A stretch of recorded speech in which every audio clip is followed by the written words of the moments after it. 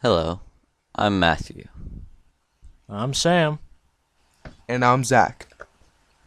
You may be wondering why we're in here wearing suits of armor. It's to conceal our real identities. We have breached the National Genetic Modification Corps. Never heard of it? Of course not. If you'd heard of it, you'd be dead. So here we are, informing you on the advancements of the NGMC. We'll be splitting this presentation into 3 parts. That way we can cover everything. I'm going to present genetic engineering. Genetic engineering is the lab technique in which DNA, the blueprint for all living organisms, is changed. DNA forms genes, which are associated with many features and functions or dysfunctions.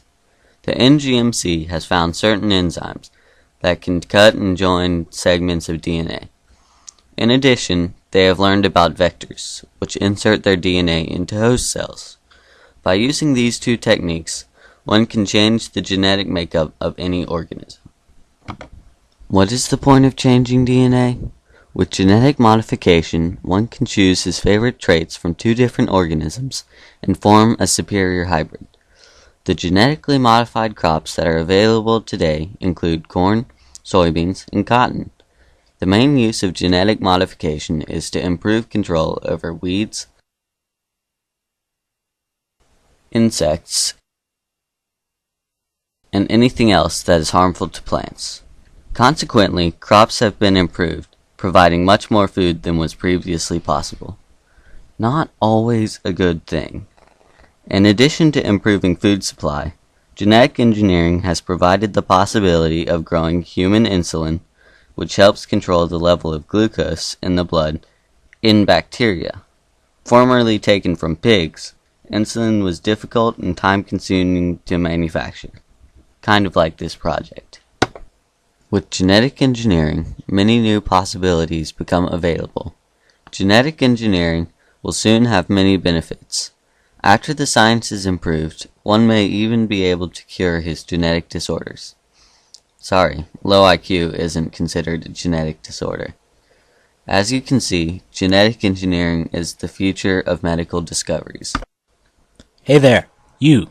Yeah, you. Pay attention because I'm going to talk a little about cloning. The process of cloning is simple enough, unlike most people think. All you have to do is take an egg cell. I said egg cell, you dimwits. A regular cell, and a billionaire friend dumb enough to let you use his multi-million-dollar laboratory. Extract the normal cell's nucleus, and throw away the rest of it.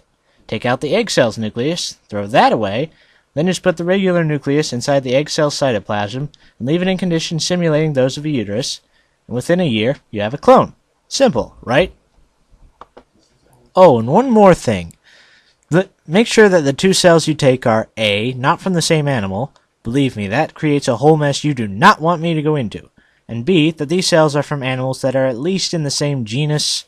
Otherwise, you could end up with something like this. Yeah, don't do that. Please.